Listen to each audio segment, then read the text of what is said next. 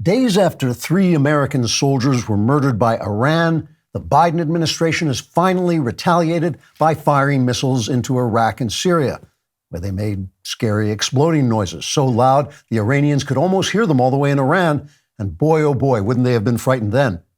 State Department spokesman John Kirby said the U.S. warned the Iranians that something really scary was going to happen in Iraq and Syria so that the Iranians would be so frightened they'd have to stay in Iran where it was safe.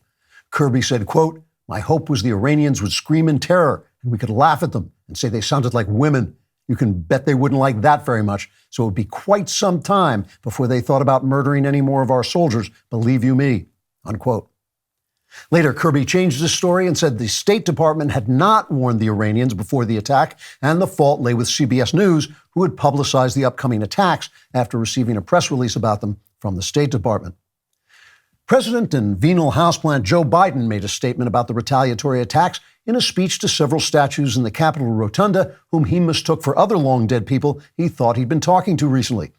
Biden said, quote, "These meaningless attacks on places far from Iran are just the first of many meaningless attacks we plan to unleash on faraway places, like maybe Texas. I hate those people.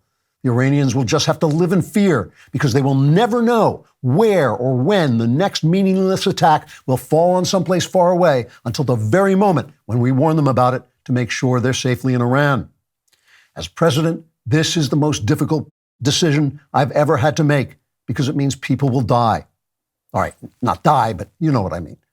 They would die if one of these missiles hit them, although I don't see how that could possibly happen, so that made the decision somewhat easier. But don't for a minute think that military action is our only planned response to Iran. We're also letting them build nuclear weapons, so we won't be able to attack them anymore because they'll have nuclear weapons, and those things are really dangerous. Then, when we don't attack them, they won't be mad at us, and we'll stop murdering our soldiers. So problem solved. Also, we'll make sure not to put any more sanctions on them so they can make a lot of money selling oil, which makes sense because nuclear weapons are expensive, and if they can't afford them, the whole plan falls apart. After that, we're going to draw a line in the sand, probably in the desert in Syria somewhere, near where we fired all the missiles, to let them know we will not tolerate their killing any more Americans unless they just want to cross our southern border and kill them here. Then I don't know how we could possibly stop them. All in all, I am telling you this is a great victory, just like in Afghanistan, when we retreated in humiliating chaos, and I then told you it was a great victory. So this is a victory just like that, unquote. In the same speech, according to one of the statues who was there, the president also reiterated his support for his vice president, saying, quote, "I didn't just appoint this historic sort of black person, Kamala or whatever the hell she calls herself. I also love her, and her hair smells great. So she's on the team. Unless I'm still alive in November, then I got to dump her because no one can stand her. But that seems unlikely because I'm hardly alive as it is," unquote. The spokesman for the Iranian military, Mohammed Jihad Mohammed, responded to the president's threats by saying, quote, "Americans can sleep soundly in their beds tonight, knowing that we will be shaking in our boots as we creep quietly into their bedrooms. I hope this will reassure them so they don't do anything dangerous, like re-electing Donald Trump." Trigger warning, I'm Andrew Klavan, and this is The Andrew Klavan Show.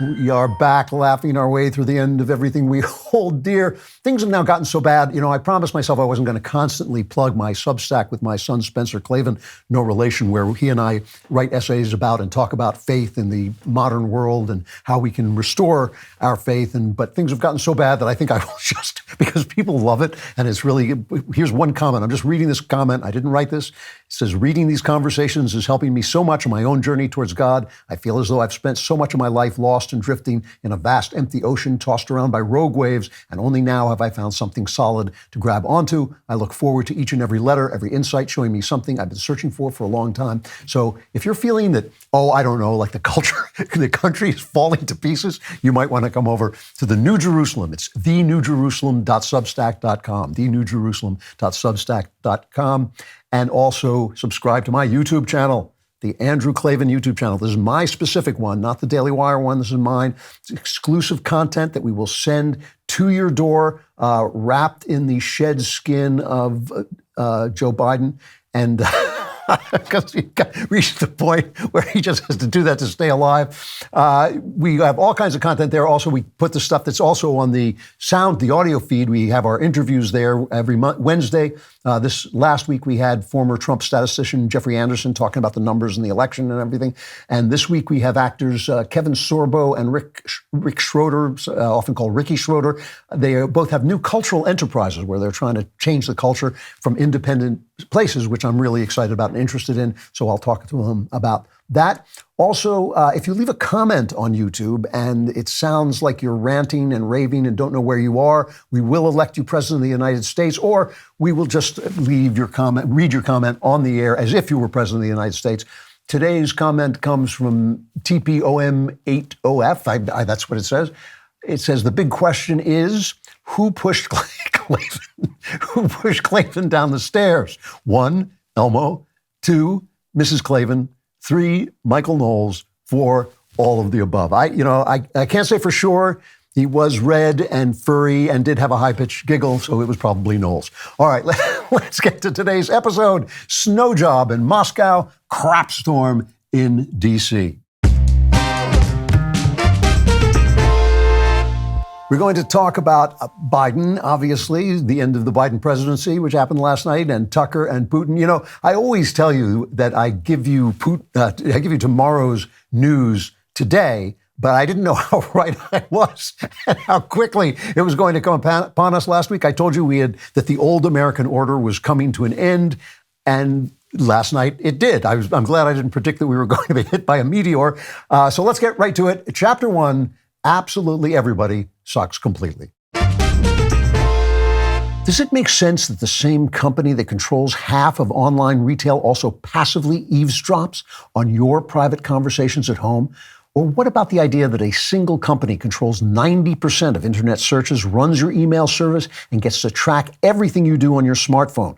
Big tech is more powerful than most countries, and they profit by exploiting your personal data. It's time to put a layer of protection between your online activity and these tech juggernauts, and that's why I use ExpressVPN. When you run ExpressVPN on your device, the software hides your IP address, which is something big tech can use to personally identify you. So ExpressVPN makes your activity harder to trace and sell to advertisers. ExpressVPN also encrypts 100% of your internet data to keep you safe from hackers and eavesdroppers on your network. That's why ExpressVPN is rated #1 by CNET, Wired, TechRadar, and countless others. What I like most about ExpressVPN is how easy it is to use. You download the app on your phone or computer, you tap one button, and you're protected. So stop handing over your personal data to the big tech monopoly that mines your activity and sells your information. Protect yourself with the VPN I trust to keep me safe online. Visit expressvpn.com/Klavan.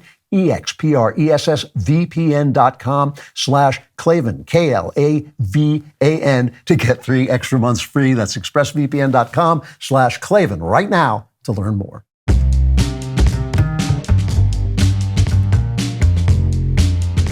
So let's recap. I want to go back to what I was talking about last week and open up the thought a little bit so at least we get some perspective on this, because otherwise it's just a tragic comedy of immense proportions.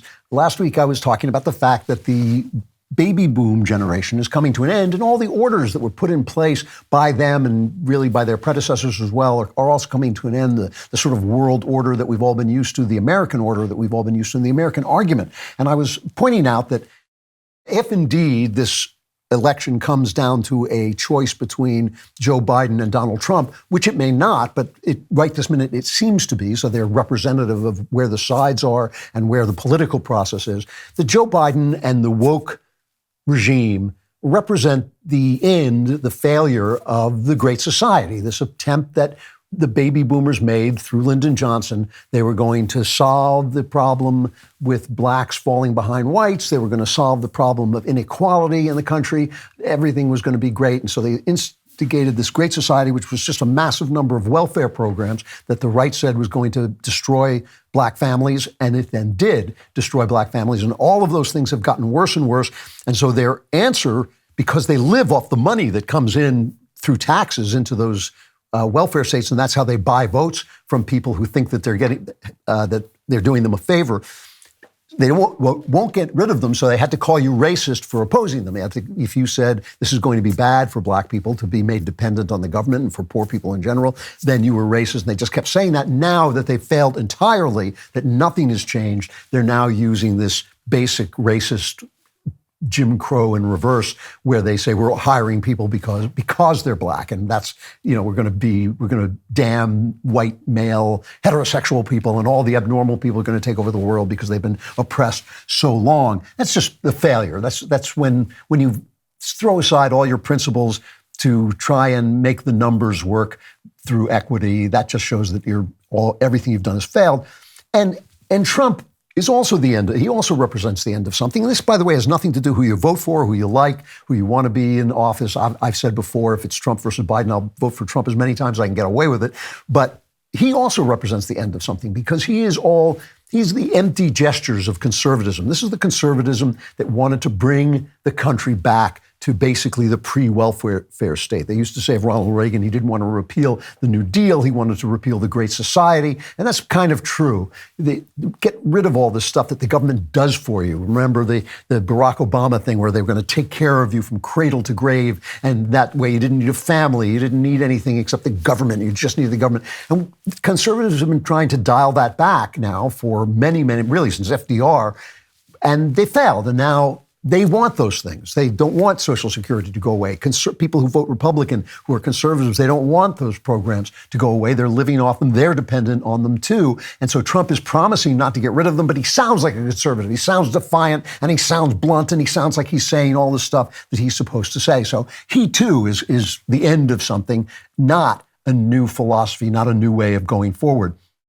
And so last night, the end just played out right in front of our eyes. I mean, you probably know the background of the story, the special counsel report, Robert Hur, on Biden's mishandling of classified documents came out, and Hur says, yes, Biden knowingly lifted classified docs and kept them in all over the place in offices, and kept them, a lot of them in a broken box in a corner of his garage in Delaware, which means he lied when he said that they were in there with my beautiful Corvette and it was all locked away and secure. He lied about that. He shared them with his ghostwriter on the book Promise Me, Dad, which was his last attempt to parlay his son's death into political capital. I'm happy I didn't say that out loud, but that's what it was. And he shared them. He let his ghostwriter see him. He swore he didn't do that. He swore last night he didn't do that, but the investigation says he does. And the report says, well, he's not as bad as Donald Trump because Donald Trump is mean and he wouldn't turn over the docs and which is a little attenuated. I do believe that Trump acted like a jerk in that case. It's the one case where I think they have anything really on him. But still, it's a very, very similar set of circumstances. And then the guy here goes on to say, well, no jury would convict him at trial. Mr. Biden would likely present himself to a jury, as he did during our interview of him, as a sympathetic, well-meaning elderly man with a poor memory. So apparently, Biden didn't remember when his son died. Beau died within several years. It's not like he didn't remember whether it was June or March. He didn't remember within several years. He didn't remember when he was vice president. He kept saying, was I vice president then? And then it was, and when he wasn't, when he got out, he didn't remember who were his allies when he was, in the Obama administration. And the prosecutor says it would be difficult to convince a jury that they should convict him, by then a former president, well into his 80s, of a serious felony that requires a mental state of willfulness. So basically he said he can't even think straight enough to have willfully committed the crime he committed. So let's just let him get back to being the leader of the free world. So this is a disaster, like right away. Right away, everybody is looking at this going, huh? And they tried to say, oh, well, Hur was a Trump appointee. He was under Christopher Wray. He was no Trump appointee. And it was this Justice Department that made him a special counsel. So he's no Trump shill or anything like that. And first, the Democrats tried to spin it as a win. They were going like, hey, he's not guilty by reason of senility. This is great. And then they realized that Rachel Maddow, it wasn't just Rachel Maddow. It was like the Three Stooges on MSNBC, and it is MSNBC. I always cut them a little slack because they're leftists, so we know they're idiots, but they're trying to make it sound like it's Republicans are pouncing. Just a little clip. Age is the central narrative question here that this all revolves around in terms of its political repercussions, the way the news happened today, the questions being asked him by multiple figures there. And in the end, what makes it such a useful political tool for people that want Donald Trump to be elected or want him not to be reelected is that the fact of his age is not something you can rebut. Mm-hmm. You can't tack to, if someone says you're too far left, you can tack to the center. The man is 80 years old. He rides a bike. But he is the age he is, and so it's a very useful political attack for that reason. He rides a bike. Why can't he? Why can't he? I shouldn't laugh, but the tragedy and comedy are very close together. He rides a bike, so why shouldn't he be able to run the country? You know, it's kind of the same thing. You just keep moving your feet in circles. So none of that was playing. None of that was going anywhere. So someone somewhere in the bowels of someplace decided that the thing to do to show the country that this man is in full control of his wits was to have him give a press conference. So he gives the most disastrous press conference in the history of disasters. You know, it was like the Hindenburg. He said it was just awful. And he starts out, he's fine, because he always has a little bit of gas in him. And then he just starts to flub things. He said that the president of Egypt was the president of Mexico, which explains why he's having a hard time. I'm sorry, explains why he's having a hard time closing the border, because he just doesn't know where it is. And then here's another one where he's reassuring the country that he's the president of all the people. This is clip 17. When we pushed all these programs, I said, I'm going to be a president for everybody, whether you live in a red state or a green state. The green states, where all the trees, where all the trees are, and the pink states where we put the gay people, like Rhode Island. And then we have the brown states. That's where we're going to put the black folks. I don't know what the hell he's talking about. My favorite was this. Finally, a reporter, I don't know where she was from. I think she was from CNN, but I'm not sure. She asks, remember, Biden keeps saying, you know, you think my memory's gone, just watch me. So here's what she asked. Mr. President, for months when you were asked about your age, you would respond with the words, watch me. Many American people have been watching, and they have expressed concerns about your age. That is your judgment. That is your judgment. That is not the judgment of the press. He thinks he's so senile. He actually believes what the media is saying about him. I mean, that is really bad. Apparently, it's like watching that guy in The Simpsons. Old man yells at Cloud, "You flew over my press conference, you Cloud." According to the Washington Post, he apparently went backstage and also had a temper tantrum saying, how the F could I forget when my son died? I remember everything. Trump puts out a Truth Social post in all capital letters. So we got old men screaming at each other. He says this is a two-tier justice system, which is true because, you know, of all the indictments, I think the indictments against Trump are just absolute nonsense, except for this one, because he did break the law. And what's wrong with this one, the one where he's charged with mishandling classified documents, is not that he didn't do it. He obviously did it. And he also was irascible, wouldn't hand them over because he's a jerk. And he wouldn't hand them over to the Justice Department. But the thing that makes that unfair is that they didn't do it to Hillary Clinton when she stole them and to Joe Biden now. So here he's making his response. This is clip 18. The world is in tremendous danger. We're in danger of possibly a World War III.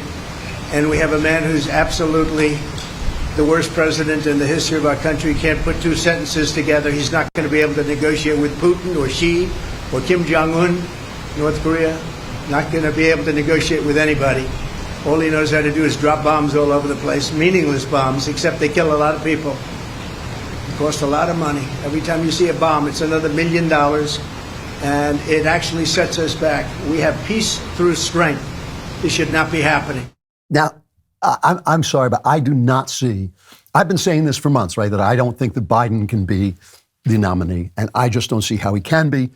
I think Trump is going to, I'm not even sure. I got to be honest, and don't hold me to this. This is just a sort of feeling in the back of my head. I'm not 100% certain Trump's going to be the nominee. But if he is, I think anybody else is going to give him a hard time. And I don't see how they can keep Biden in place. They may be telling themselves they can, but that was a genuine disaster for him. And it seems to me, sometimes when you want to understand your opponents, let's not call them our enemies, but our opponents, you put yourself in their mindset. And I could see if they are so afraid of Donald Trump that the Justice Department, which basically is now the corrupt arm of the deep state, feels they can control this, just like James Comey did. They're going to make everything all right. They're going to put Trump in prison so he can't be elected. And now they're going to just get it out there like Comey did with Hillary, where he got out her corruption, but he didn't indict her. Now they're going to get it out there, the fact that Biden is obviously on the far side of well. He is not doing well. So this is speculation on my part, but I just think that this is what the Justice Department is doing. They're just basically saying, look, the voters aren't getting this right. We're going to get it right for them. So, this, like I said, when you have the end of something, when you have something that is coming to an end, that means something's going to begin. So there are different kinds of ends. So like, for instance, there was the end of the Roman Republic, followed by 50 years of the Roman Empire. The first 50 or 60 years of the Roman Empire were pretty good. You were actually more free in the first years of the Roman Empire than you were at the end of the Republic. And then, of course, there's the end of the Roman Empire when you actually get 1,000 years of darkness as in the Middle Ages, and there's the end of Europe with World War I and World War II, where the Europe culture just ends. But at the same time, America takes on the burden of being the West and rises up. And the end of each thing is the beginning of something else. And who is going to make the new thing? The new thing is going to be made by powerful people, by, what they call the vanguard, intellectuals, soldiers, conquerors, politicians, all those kind of people. But our power, the power that we have, is the power of the culture, because they have to play into the culture. That's one of the things that Augustus did when he destroyed the Roman Republic, by pretending that he was just the president and just the first citizen working with the Senate, and basically playing to the natural conservatism of conservatives in the Roman Republic. And if you'll notice, and this is just my own observation, but I think it's really true, one of the things you can tell is that the way people, when things are going like this, when things are crumbling, and this is really a failure of our government is really in a free fall of incompetence and just stagnation and division and stupidity and corruption. I mean, that's where our government is right now. And people start to think, well, what do we want going forward? What do we need? And you'll notice that they divide almost entirely along inherited religious lines. Even if they themselves are not religious, you're going to see certain strains. So like Protestants believe we're going to be saved by individual excellence and ethnic unity, and maybe they will need that unity forced on us by a red Caesar. That's what they call it. A conservative Caesar is going to come along and force us to all be good. And Jews kind of like classical liberalism and the destruction of our enemies wherever they appear, just go find them and kill them. And Catholics will believe we'll be saved by a centralized authority with a religious tint to it. They call it the common good, but it smells a lot like the Vatican. Me personally, I think nobody's going to save us but Jesus. And if he's on the way, he hasn't told me about it. But really, our power is to figure out what it is we believe, who it is we are, who we want them. Leaders can only lead you where you want to go. They can only lead the people where they want to go. We have to decide where we want to go. And when we look around, absolutely everybody sucks completely. And it's very, very hard to know what's true because we're in the midst of this information crisis where we're getting this flood of information from everywhere. All of our leaders are lying. All of them are dishonest. All of the press is biased in every way. The main legacy press is incredibly dishonest. But there's lies all over the place. And a perfect example of this was Tucker Carlson's trip to Moscow to interview Putin. And that's what we'll talk about next. Today, my show is sponsored by Donors Trust, the principled, tax-friendly way to simplify your charitable giving. Do you want to leverage private dollars to help those who've fallen on hard times? Maybe you donate to your place of worship or specific charities. Create a giving account that will enable you to give to your church and help you give to charities defending American prosperity and civil liberties like free speech. Maybe you believe, as I said during a speech at Hillsdale College, that everywhere speech is under threat. You have to speak up and fight back. That's the main thing, and everyone has the power to do it because everybody has the power to speak. Speak up with your charitable dollars. Let Donors Trust help. Donors Trust is a community of givers where everyone is committed to sharing sharing his or her hard-earned dollars with nonprofits, making our nation a freer, more prosperous place. Visit donorstrust.org/Klavan to download the ultimate survival guide to charitable giving. Discover how a charitable investment account with Donors Trust could jumpstart your giving, reduce your taxable income, and save America. That's donorstrust.org/Klavan to download their giving guide. Again, that's donorstrust.org/Klavan. And of course, all true patriots know how to spell Klavan. It's Klavan. Klavan, there are no easy things.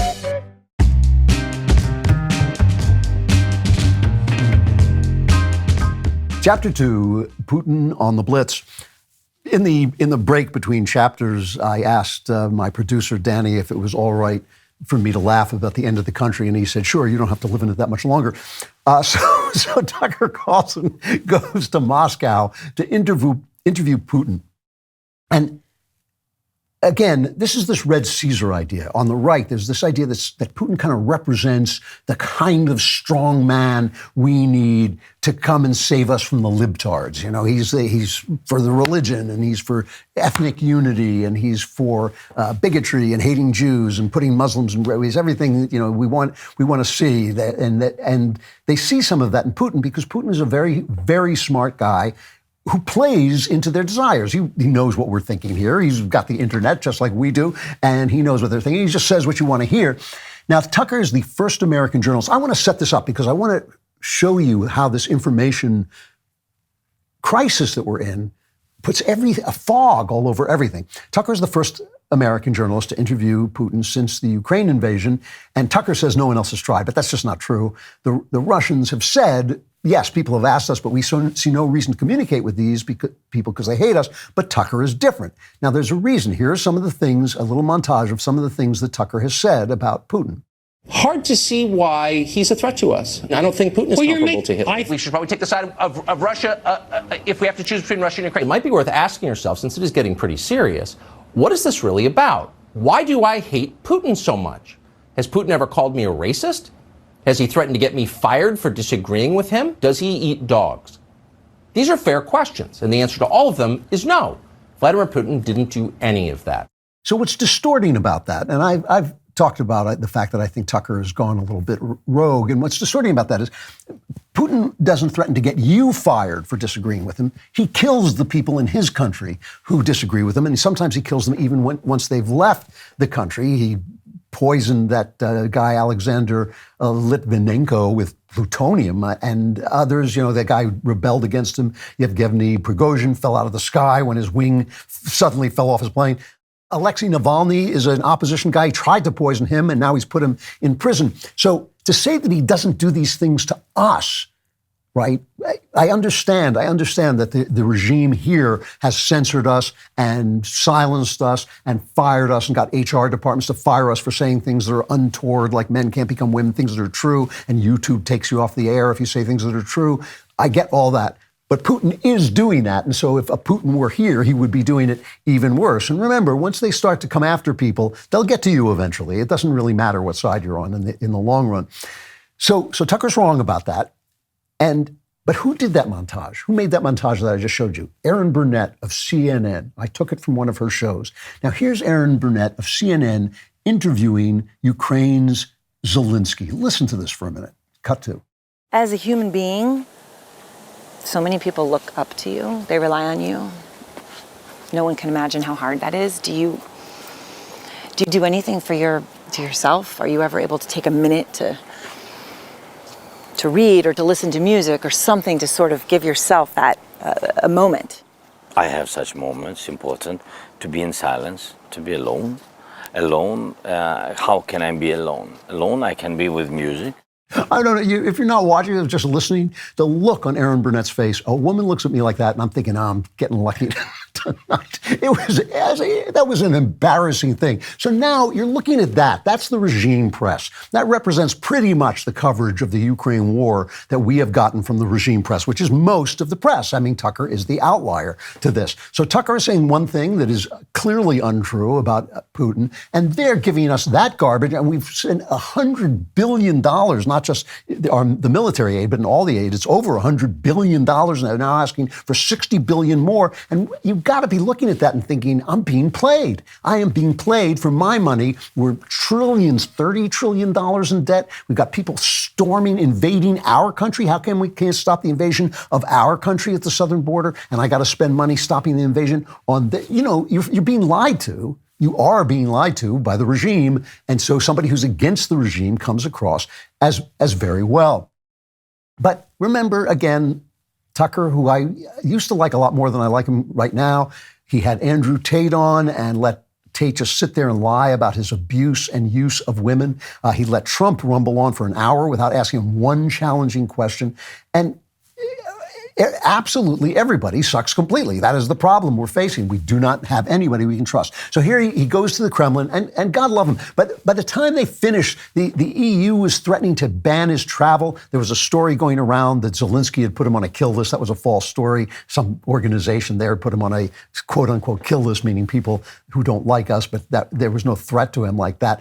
But they're just saying, oh, he's committing treason. He's doing his job. This is his job. He should be there. He's doing the right thing to go if he can get that interview. And by the way, it got something. It's a 2.5-hour interview, which I watched every second of it. He got like 100 million views. That is a good thing. The fact that there is now a challenging media to the regime media is a good thing. But that doesn't mean that they're telling you the truth either. So here's the start of this interview. He sits down with them and he says, why did we go into Ukraine? This is cut 20. Let's look where our relationship with Ukraine started from. Where did Ukraine come from? The Russian state started gathering itself as a centralized statehood, and it is considered to be the year of the establishment of the Russian state in 862, when the townspeople of Novgorod invited a Varangian prince, Rurik, from Scandinavia to reign. In 1862, Russia celebrated the 1000th anniversary of its statehood. And in Novgorod, there is a memorial dedicated to the 1000th anniversary of the country. I'm sorry, what was the question again? Oh, yeah, it was, why did you invade Ukraine? This goes on for 30 to 40 minutes. I mean, it is insane. He tells the entire history. It's like, it's like, gather around me, children, and tell the story. And Tucker says, I thought for a minute he was filibustering me.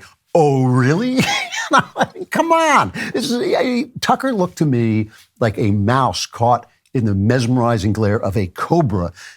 Remember, this is a guy who has buzzsawed through 3 U.S. presidents. Remember George W. Bush? I looked into his eyes and I saw his soul. Here, I can work with him. I saw his soul. And remember Obama, tell Vlad, once I'm reelected, I won't have to worry about politics and I'll be able to pull all those naughty missiles out of your way. And then Trump saying, oh, Putin was nice to me, so now I love Putin. I mean, this guy goes through people. He is a canny, KGB-trained thug. He's a gangster. And yes, when he turns around and he says, you people are corrupt, you're teaching perverse sexuality to children, you arrest your political enemies on January 6th. Absolutely, absolutely. But Putin kills his enemies. He set terrorist explosions in Russian neighborhoods so he could coax the people. He killed like 100 people so he could coax the people into war in Chechnya. This guy is not Red Caesar. This guy is a problem. Now, here's what got me.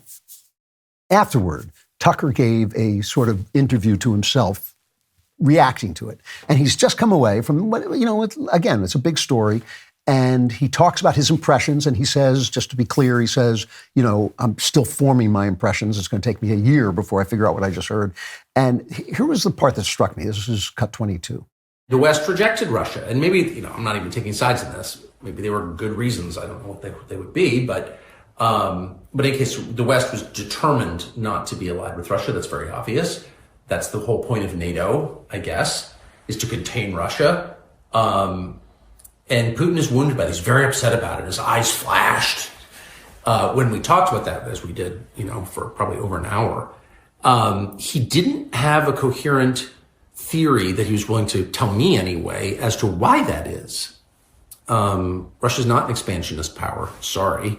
You're not supposed to say that because all the Tory and New Ones and all the liars and ideologues who run the State Department want to make him into this, Hitler, Imperial Japan. But the truth is that that's just false. So that's very fractured history.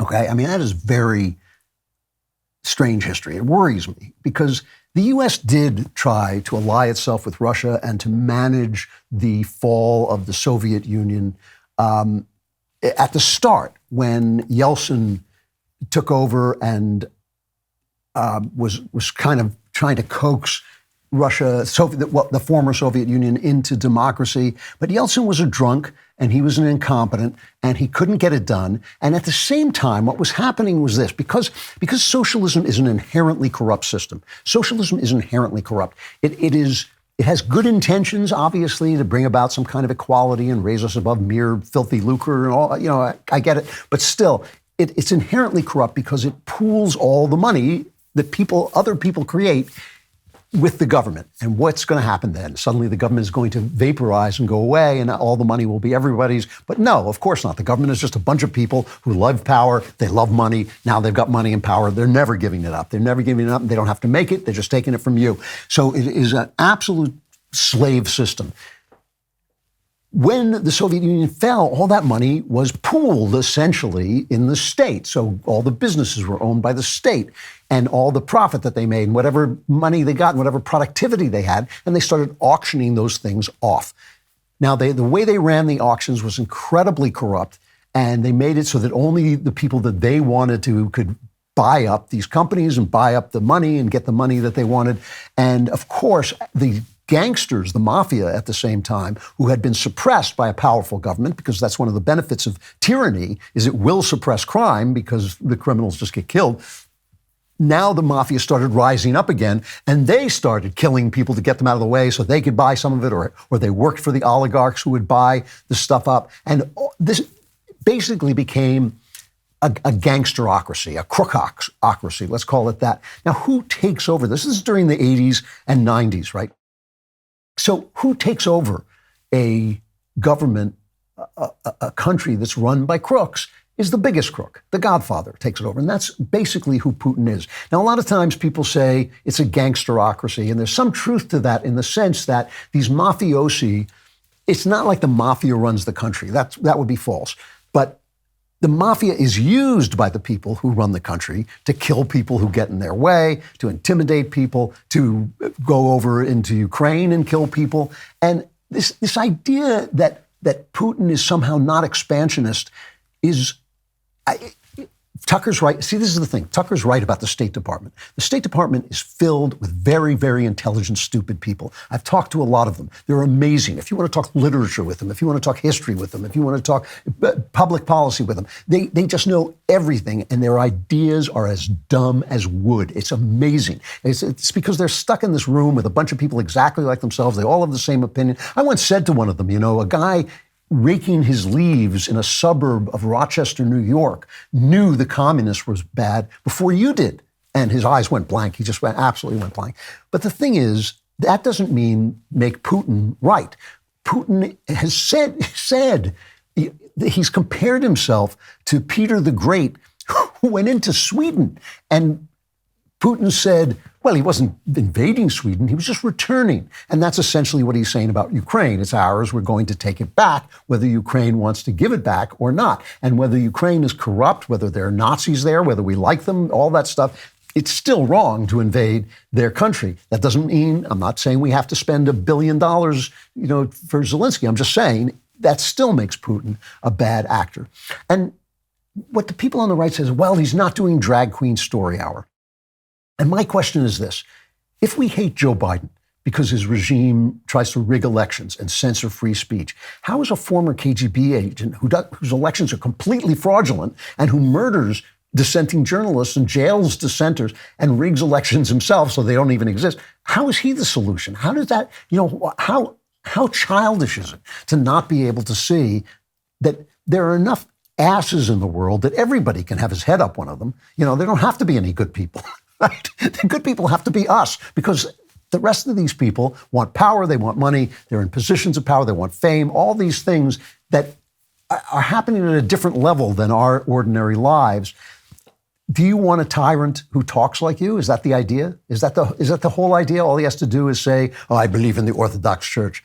he believes in the Orthodox Church like I believe in, like I'm a Muslim. He doesn't believe it. And that's another thing, by the way. Think about it for a minute, that if an Islamist were saying the things that Putin is saying, oh, you people are corrupt and you have sexually corruption and you arrest your political enemies, would you then be saying, oh, good, I'll follow him? No, of course not, because you'd know what he believes. And you know what this guy believes too. He believes in Putin. He believes in iron-fisted rule. He believes on having his boot on the neck of his opponents. Here's the thing. In this crisis, in this information crisis, and the crisis is a naturally caused one. We invented the internet. The internet is a good thing, but all this flood of information coming in, we cannot tell the good from the bad. And because the regime is failing, because the American system that we've had for the last 70, 80 years is failing, those people are incompetent and they're lying all the time. And so this flood of information, it's impossible to pick out the good from the bad. If you create a mental system where every election you lose is stolen, and Taylor Swift is a hologram being controlled by George Soros, but Putin is a wonderful guy, and every word that falls from his mouth is a golden droplet of truth. There is no way for information to get to you at all that will help you to change your mind and align your thoughts with reality. Everybody, absolutely everybody, sucks completely in a moment like this because the money's on the table, the country, the systems of the country are in a shambles. Everybody wants a piece of that action, just like when the Soviet Union fell. It's not that bad, but it's close. It's getting there. Everybody wants a piece, and everybody's out for himself. And we have to develop trustworthy information outlets like us. And also in your own brain, you have to develop trustworthy information outlets that say, okay, this guy is bad, but is this guy good as well? So that our anger and our prejudice and our idolatry doesn't get in the way of our common sense. Because, once again, absolutely everybody sucks completely. No one likes to talk about life insurance, but it's incredibly important and you need to include it in your financial planning this year. Start shopping now with Policy Genius. Find the right policy to protect your family today and give yourself the peace of mind that comes with knowing that if something were to happen to you, your family could cover all their expenses while getting back on their feet. Policy Genius's technology makes it easy to compare life insurance quotes from America's top insurers in just a few clicks. I went on there. It is a really easy site to navigate. You already have a life insurance policy through work, but that might not offer enough protection for your family's needs, and it may not follow you if you leave your job. You need a backup plan. With Policy Genius, you can find life insurance policies that start at just $292 per year for $1 million of coverage. Some options offer same-day approval and avoid unnecessary medical exams. Policy Genius has licensed agents who can help you find the best fit for your needs. When they make it this easy, there's no excuse not to do it. Policy Genius works for you, not the insurance companies. That means they don't have an incentive to recommend one insurer over another. You can trust their guidance. Save time and money and give your family a financial safety net with Policy Genius. Head to policygenius.com/Klavan or click the link in the description to get your free life insurance quotes and see how much you could save. That's policygenius.com/ what's the word? Klavan. How do you spell that? It's Klavan.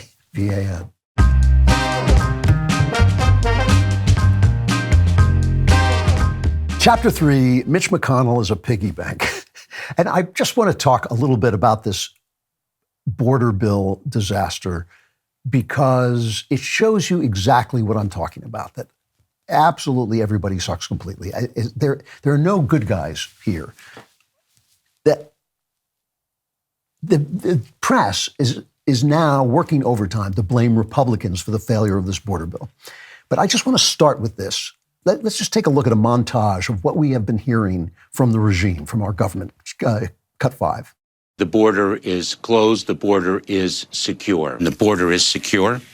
The border is closed. The border is secure, and the border is not open. We have a secure border. I can tell you the border is secure. By what measure is it secure now, sir? So there is not a common definition. The president has done more to secure the border and to deal with this issue of immigration than anybody else. He really has. We're certainly doing a lot more to secure the border. As you know, the president has done everything that he can. He's done that alone without the help of Republicans. So that, by the way, is from our friends at Newsbusters, still one of the best sites on the internet. You remember, if you watch our interviews, we had Jeffrey Anderson on, and he is from the American Main Street Initiative, and he wrote this in City Journal. According to U.S. Customs and Border Protection, statistics in December 2020, the last full month under President Donald Trump, the USBP, the Border Patrol, released 17 aliens into the U.S.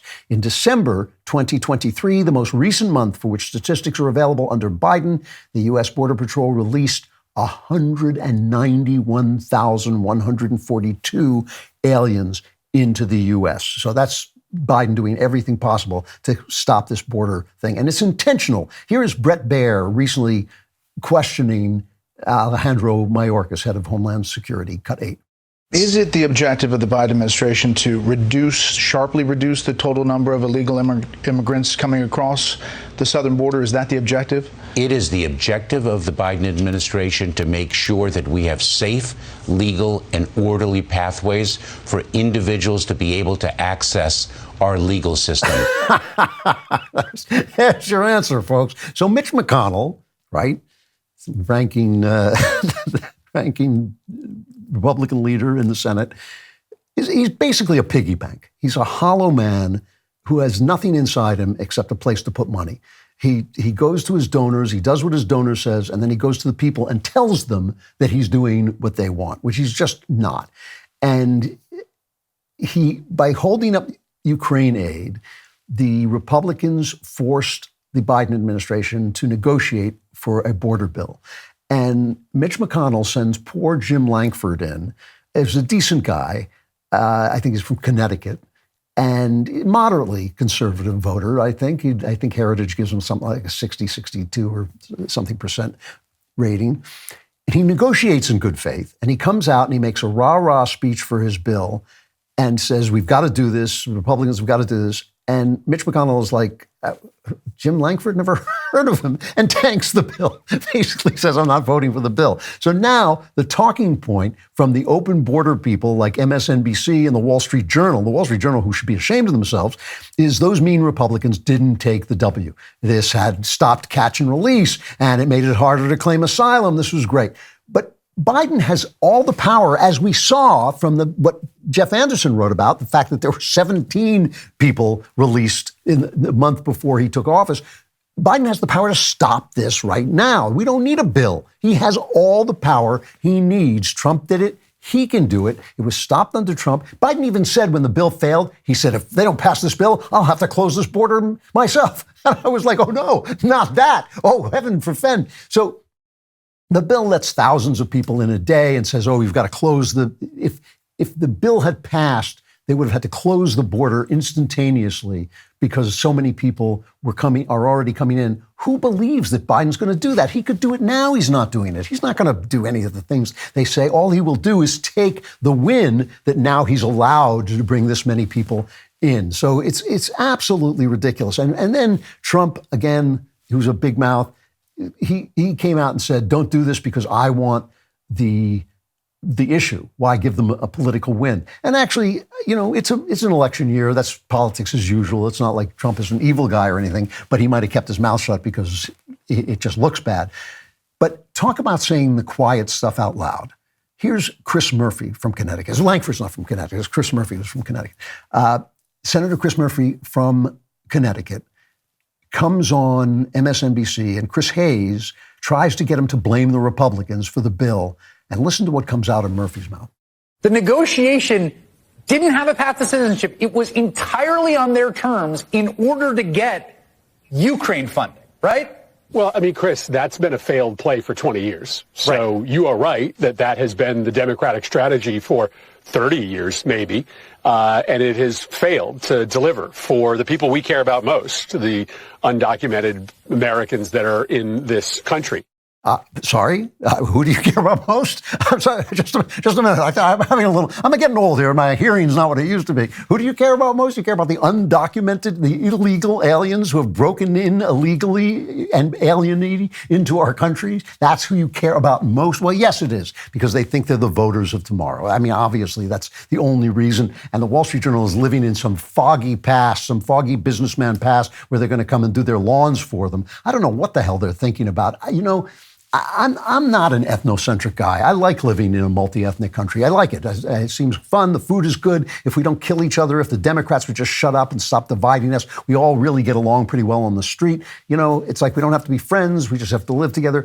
I like that. I'm not an ethnocentric guy, but you guys can't lift out a bunch of people from one place and put them here and have them magically turn into America, especially when the regime, by which I mean the media, the academy, the government, the deep state, all of those places hate America. They want to teach them that we're all racist, we're terrible, and the only thing you can do is get money, give us money. We want restoration. We want reparation, money, money, money. That's all they're teaching them about America. So why would we want them in our country? Why would we want to bring in these people? And by the way, in the count of how many people came in, they only counted people from the southern border who were literally coming across from the next country, from Mexico and down south across the border. They didn't count Chinese. They didn't count, Muslims who were coming in from the Middle East. So the whole thing was just an absolute boondoggle.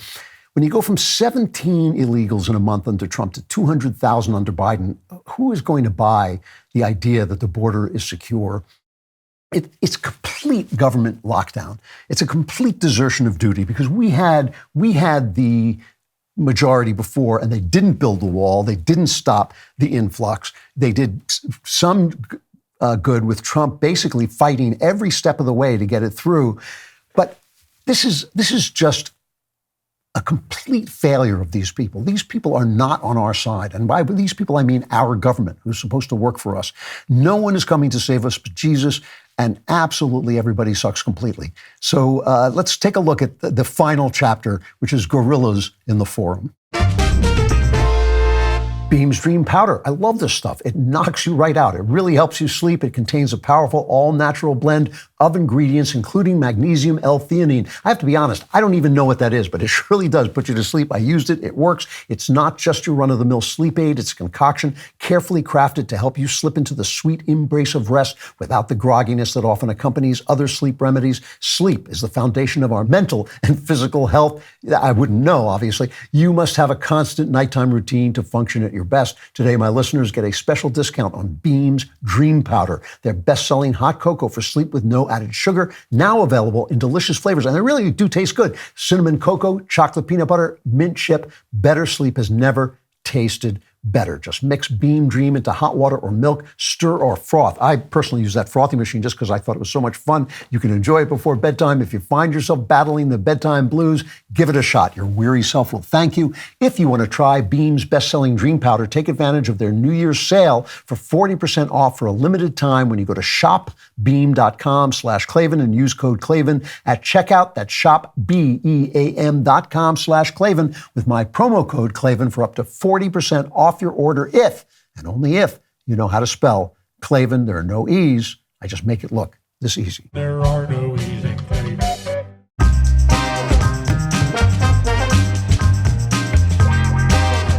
So this is a personal story, just to give you my impressions of where exactly we are, which is, if you want to be cheered up, this probably won't cheer you up, but at least I feel it's better to know than not to know. I had a night in the theater last week. And I love going to the theater for all kinds of things. And a lot of times what happens is my wife will send me an email while I'm working and I'll kind of sign off on it. And that's what I did this time, or I won't. And I did it this time without really paying attention. It was something I probably didn't want to go to in the first place, but I did. And it's Seth MacFarlane, the guy who created Family Guy and I think Ted, and a lady named Liz Gillies of a show called Victorious, which I know nothing about. But they were singing. They were singing. Now, I don't happen to like Family Guy. I think I know a lot of conservatives do like it. They think it's politically incorrect, but I don't actually think it is politically correct. I think it's naughty. You know, they say naughty things, but it actually is quite a, conformist show. And Seth MacFarlane backed Bernie Sanders. He's a total leftist, but he gets away with this kind of naughty boy thing, and conservatives like that. Again, it's these conservative gestures without actual conservatism. However, he is a hyper-talented voice guy, and this is something I know. My father was one of the greatest voice guys who ever lived. He does fantastic voices, and he does a lot of them in Family Guy, and he's obviously kind of a troubled guy because he's always making jokes about how much he drinks and how unhappy he is.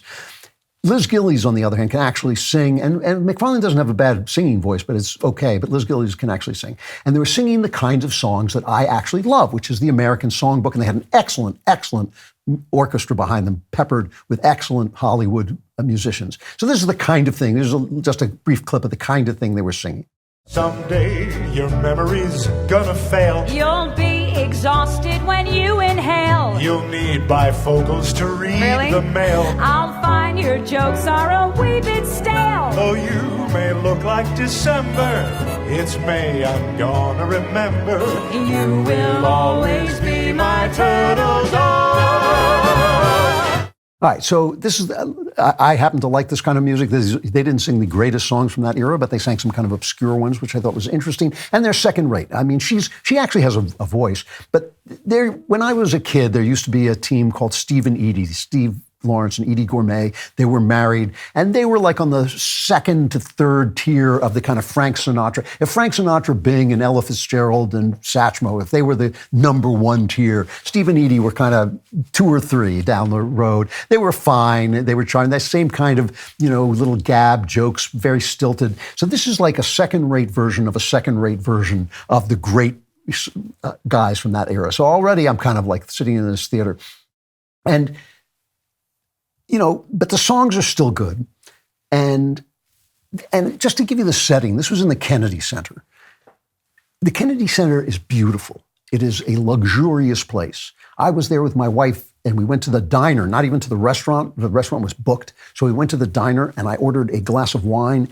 It cost $40 to get a glass of white wine. I mean, seriously, this is a place where you're not going if you're saving up for like food. You're not going to the Kennedy Center. So it's very, very fashionable people. These are a lot of young, professionals in D.C. making some money, and they're going to the Kennedy Center to see Seth MacFarlane because they've seen him on TV. And in between these songs, and I believe this period of songwriting was the greatest period of music in American history. I believe everything after it has been not as good. But this was the moment when Cole Porter and Irving Berlin and all these guys were writing, and guys like Bing Crosby and Louis Armstrong and Sinatra and Ella were inventing the American style of music. So this was from the great moment in America, basically through the war, World War II, and after the war. In between this, all MacFarlane does is tell dirty jokes with the F word and all this stuff, and there are kids all over the place. There are little kids watching the whole thing, and anti-Trump jokes and anti-God jokes. He's famously an atheist. He said he was glad that people were worshiping ChatGPT because it was better than God, because at least ChatGPT exists. Endless cursing, really, really low, kind of jokes about, rap songs, all this stuff. And so we're sitting in this luxurious place, and the audience is kind of enthusiastic. About half, maybe a little more were cheering. It's obviously Washington's a liberal town. And he's making fun of the Trump voters, who tend to be people who are not at the Kennedy Center, if you see what I mean, who are not going to the Kennedy Center.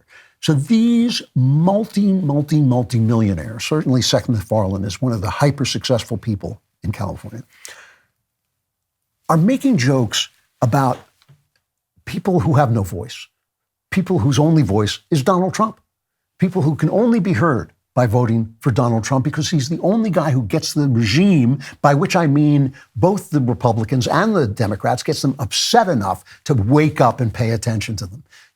At least they're prosecuting Trump. At least they're not ignoring him the way they do with the people who vote for him, which they've ignored for all this time. And they're singing these beautiful songs from a time when show business was actually kind of inspiring and uplifting. Now listen, Frank Sinatra wasn't a good person. He was sleeping with 2 hookers at the same time every night, Bing Crosby was the same way. He was not a good guy. I'm not talking about the people who were performing this stuff. I'm talking about the country they were singing into. They were singing into a country that was better, healthier than this one. And you always have to say, you're always supposed to say, we weren't perfect. That's the most childish thing anybody ever says about anything. Nothing is ever perfect. It's just filled with people. It was a healthier, mentally healthier time, the 50s and the early 60s.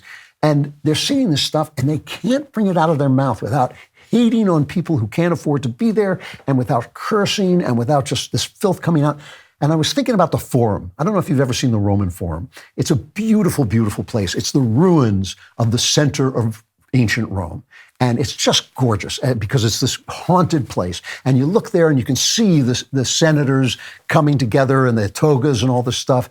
This was like that because the theater was so beautiful and they're singing the best songs America ever wrote. And it was like watching gorillas in the Forum in togas. That's what it was like watching. It was like watching these slobs, these people who don't have the common decency to respect the audience, who can't afford the things that they can afford, who can't come to the places where they entertain. You couldn't even give them a minute of respect. And then they wonder why they're angry. Why are they voting for Donald Trump? We don't care. We're just going to put him in jail. We don't care why they're voting for it. We're just going to put him in jail. And I could really feel the rage that people feel. And you know what I've said to you a million times, anger is the devil's cocaine. It feels like righteousness, but it's not, and it makes you make mistakes. And I believe that's true. But how can you help but be angry when these dazzling, rich, talented people just treat you like garbage and act like apes? How can you? You know, there's H.L. Mencken once said, a very witty, bad person, but he once said, democracy is the theory that the common people know what they want and they deserve to get it good and hard. And I'm looking at this moment in history, and it's a historical moment. This is not something that's going to go away real fast, and it's something that's going to have to be cured, and it's something that we're going to have to come up with a solution for. Something has ended. Something real has ended, and something new will begin. But I think we better sit down and really, really think about what's true and what's not true, who's lying and who's not lying, and decide what it is we want to begin. Because whatever we want, eventually, we're going to get it good and hard. All right, here is a major announcement. Mark your calendars for the epic return of Backstage. After almost a year away filming the Pendragon cycle, the God King Jeremy Boring is back, joined by Ben Shapiro, Matt Walsh, Candace Owens, Michael Knowles, and me. Join us this Tuesday at 7 p.m. Eastern, 6 p.m. Central, as we go behind the scenes beyond the headlines. There's a lot to cover, so you won't want to miss a minute. Watch the show live exclusively on DailyWire Plus, Tuesday night at 7 p.m. Eastern, 6 p.m. Central. You do not want to miss it. Also, Super Bowl, I got to read it, Super Bowl 58, or LV111, is this Sunday. I'll be there February 11th, but instead of being subjected to the woke commentary and discussions of Taylor Swift every 2 seconds, join Crain and Company's live stream to enjoy the matchup. They'll be going live at 6:15 p.m. Eastern, so tune in on DailyWire Plus or the Crain and Company YouTube channel for live betting and play-by-play analysis. All right, Klavan Klapbacks. He rides a bike. He does. It's so true. If you want to be a part of Klavan Klapbacks, write to Klavan Klapbacks at DailyWire.com. Both Klavan and Klapbacks are spelled with a K. Klavan Klapbacks at DailyWire.com. We love to hear from you, whether you agree with me or whether you're wrong. We want to hear what you have to say. The first one is from Logan. He says, Klavan, could you describe what your opinion is on the integrity of Scripture? Did God allow the apostles to write moral, theological, or any other type of error into the text of Scripture? Is Scripture inerrant? I'm not quite sure how to say this without sounding like I'm insulting you, and I'm not insulting you. It's a perfectly reasonable, perfectly intelligent question. But it actually, when you dig down into it, it doesn't really make sense, and I'll tell you why. It's not that I believe that Scripture is inspired, and I believe that the Bible is the truth that God wants us to have about himself. That is what I believe. But that doesn't solve as many problems as you think it does. Everybody's looking for certainty in the world. The Catholics want to believe the Pope can be infallible. Protestants want to believe that Scripture can be infallible or inerrant. But in fact, we live in a human world. So even language is not a precise thing. It's a rude tool for communicating things. So just for instance, one of the lines that is in the Bible, like in Paul, is the letter kills, but the Spirit gives life. That means if you read the Bible literally, you can't read the Bible literally. That is what that means. Now, people say, well, that's not what it means. That's exactly what he's talking about. He's saying, if you follow the letter of the law, you will not get it. But if you follow the spirit of the law, you understand better what God is having to say. So you can't really read everything in the Bible literally. Obvious example, Jesus says to Peter after his resurrection, he says, Peter, feed my sheep. Does Peter go, oh my God, the guy died without feeding his sheep. They're going to be so hungry, I better run and feed. No, of course not. He understands that he's talking in metaphors. But what does the metaphor refer to? Well, we would say, it refers to his followers, make sure that they hear the word of God. That's what we say. But metaphors can be very complicated, and ways of expression, especially Jesus, who was a Jew and spoke like a Jew with kind of metaphorical and sometimes overblown way. So Jesus says, then there's a problem also. Most of us are reading it. I've read the Gospels in Greek, but usually I'm reading it in English. And Jesus says, if you have lust in your heart, that's the same as committing adultery. And that has made generations of people feel guilty about the fact that when they look at a girl, they think she's cute, and it feels good to feel that she's cute. That's not what he's talking about. The words in Greek really mean if you crave a woman, if you look at her with covetousness, like violating one of the 10 Commandments, to covet her. Well, I look at women all the time and enjoy their beauty, and that is inherently, by definition, an erotic experience, but I don't crave them. I don't commit adultery with them in their heart. So it's like these things are a lot harder to understand and to interpret. And what happens to a lot of people is their particular church, their particular preacher, the book that they read tells them that it means this. And I get letters from them all the time saying, no, this is what it means. Well, no, that's an interpretation. And it's not that they have no meaning, it's that you have to bring the meaning to language all the time. And language limits the meaning you can bring to things. A man can't become a woman, for instance, but it doesn't completely define things perfectly. Another example that always comes into my mind when people ask about things like this is when Jesus is tempted by the devil quotes Scripture. He quotes the words of Scripture. That he will send his angels to bear you up so you don't dash your foot against a stone. Well, are those lines true when the devil speaks them?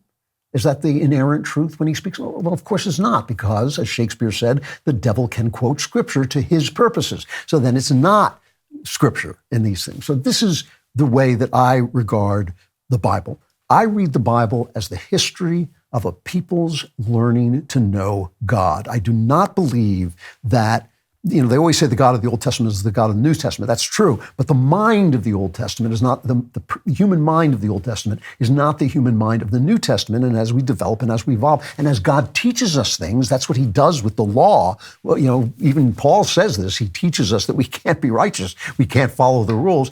Even those things that he teaches us, then we can see. And that's why I believe that Jesus comes when he comes, because the people are supposed to be, at least some of the people are supposed to be ready to receive them. And in fact, some of the people are. And so that's the way I read Scripture. And the question of whether it is inerrant doesn't really occur to me, because I don't even know what that means with language. But I do believe it's inspired, and I do believe it's the truth that God wants us to have about himself. And with that, we're going into member block. And it doesn't matter what you think or what you believe, because if you are not a member, the Klavanless darkness is upon you. Become a member today. Go to dailywire.com/subscribe. Use code Klavan at checkout for 2 months free on all annual plans. That is dailywire.com/subscribe. And use code Klavan at checkout for 2 months free. Come to member block.